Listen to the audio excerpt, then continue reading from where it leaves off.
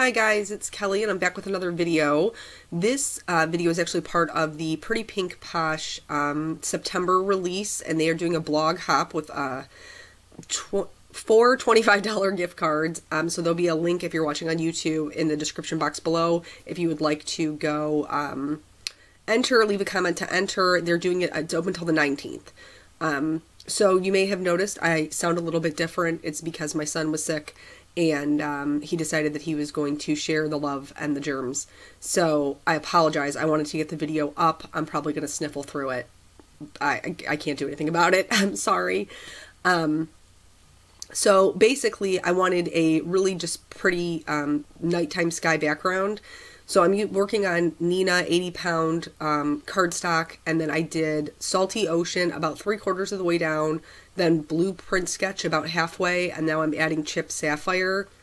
I am using traditional distress inks. They are a little bit harder to blend, but I do mine twice, so I usually get good coverage. In order to add some interest and maybe imply some stars, I am using a number 2 round brush from the Silver Brush Company to just add on flicks of water. Not working on watercolor paper, so I'm not trying to use huge amounts of water. And then this, again, because I'm obsessed with it at the moment, I am using Perfect Pearls in the color Perfect Pearls to add some shine to the background. And especially like when you're doing a sky scene, this is just so beautiful. It really, really stands out, that shimmer, and it works just like water, so you can get the really fine splatters. So with the regular clean clear water and then the brighter Perfect Pearls on top of it, really gives that background some dimension. I am using my Mini Misty to go ahead and stamp my angels. This is from one of the newest sets from Pretty Pink Posh, and it is Angel Friends. I love these. I think they are totally adorable, and it is more of a holiday set, but I can totally see using these little angels just year-round for pretty much anything. Now you may notice this is usually it's more skin tones than I usually use. The reason it's more skin tones than I usually use is because they're not all going to be the same skin tone. So over, the past couple of weeks with Hurricane Harvey and then Irma hitting, clearly we know God has angels in all shapes and sizes. And so I'm trying to make sure that in this card I had a couple of different ones represented.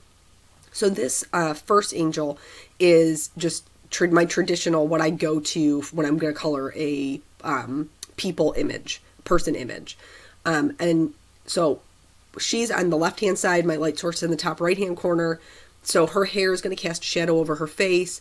Her little legs where they're tucked up underneath her, it's not a dress. What do angels wear? Not dress it. Well, it's a little angel dress today because I don't know what else to call it. But anyway, so I started with my lightest color, put in my shadows, and then worked out to my darkest, and now I'm blending back out to my lightest. I am, for this one, instead of completely switching it up, I'm actually starting with my mid-tone from the first skin tone. So I'm starting with an E50, and then I'm going to add some shading with the E11.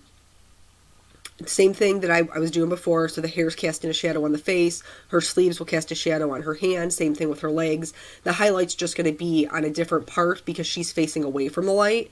And then I added some shadows with a E33, and the darkest part is going to be an E23. I know that sounds like it probably is kind of backwards because 33 is higher than a 23, but in the Copic color chart, the 23 is actually darker.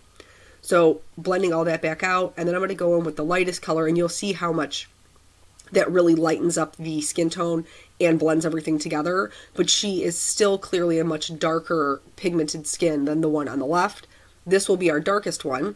And again, I'm starting with my mid-tone from the previous one. So starting with the E11, I'm going to go in and put in the shading with that E33. And these are all warmer colors. I find that coloring skin tones with cooler colors does not make for a very lively looking person. It's not good. So then I added the E23, and then my darkest shadows are actually going to be with an E57. So she's a little bit different because she's a center point.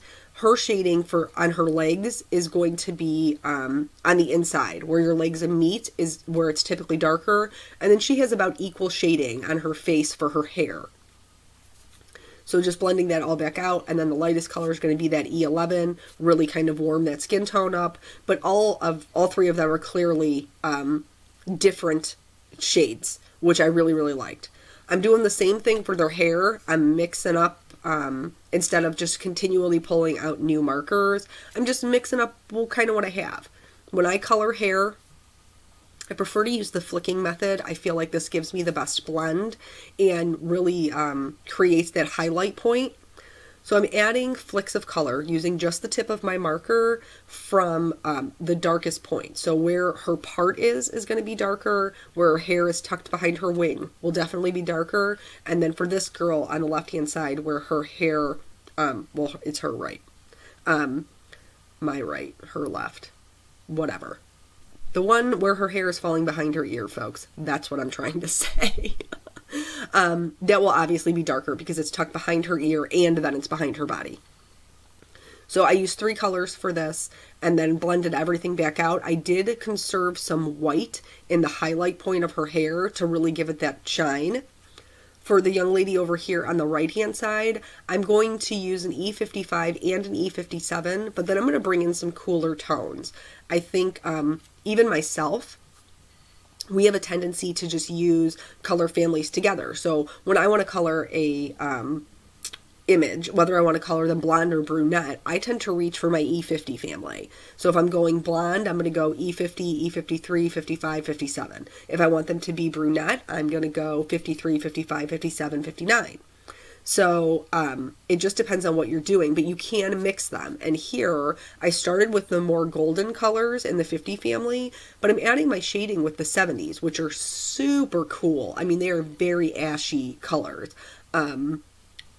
I am, when I don't have my hair did, my natural hair color is actually really ashy. It's very common for brunettes to be. I'm like a dark blonde, light brown naturally.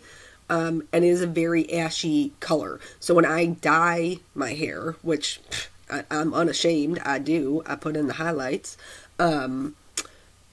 I have to really, really wait to let it process because it's got to pull up through all of that ash and add some warmth back into it.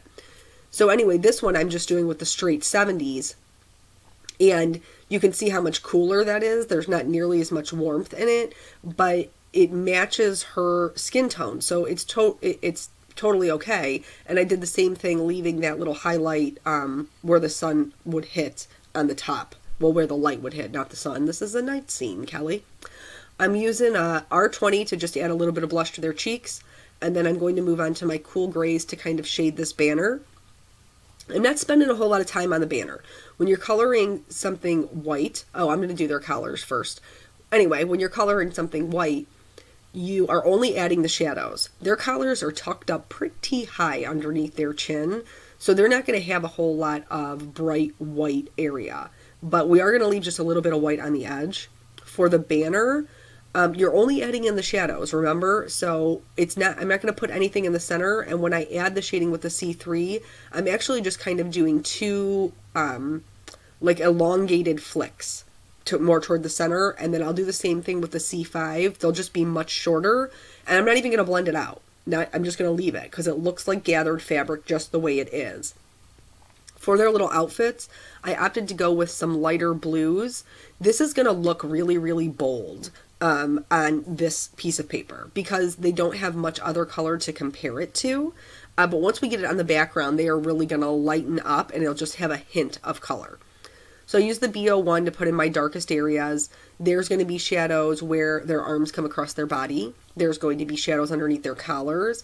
There's going to be shadows on the side that faces away from the light source. So for this girl, she's going to have shadows on the left-hand side.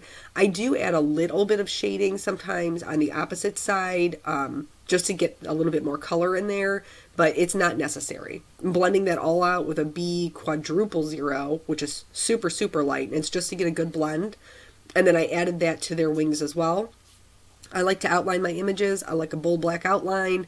If you've been here before, you know that this is my go-to. So I outlined all of my images, and then I'm going to fussy cut them.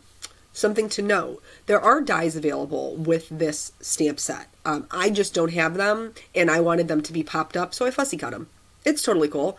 I also, these little sentiments are so cute. There's a Merry Christmas, Joy to the World. They're all made to fit this banner, but I wanted it to fit in there really nicely. So I put the stamp on the block, and then I just kind of curled up the edges. It's really easy to do. You watched me do it. I didn't have to mess around with it. It was super simple. Stamp that in black Simon's Stamp ink. I'm going to add some Scotch foam tape to each one of my little angel babies, and I'm also going to add it to the banner, and I just cut them down into smaller pieces. To adhere them, I'm going to start with the one on the left first, and I didn't really push her down entirely. I'm going to remove the backing off of the banner and position that so that her hand is kind of holding that banner shape. I'm not going to adhere it down on the right-hand side yet because I want to slide in this other little angel baby to hold the other side of the banner. So I'm going to peel off that release paper, slide her in there so you can see her little hand and that they're evenly positioned on the card. And then I'm going to add the extra one kind of in the right hand side, just kind of flying around. And then that's it. That's the whole card. So again, there is a giveaway link below in the description. If you're on the blog, please leave a comment that will enter you. It's just a random winning. Thank you guys so much for joining me, and I will catch you on the next video. Bye.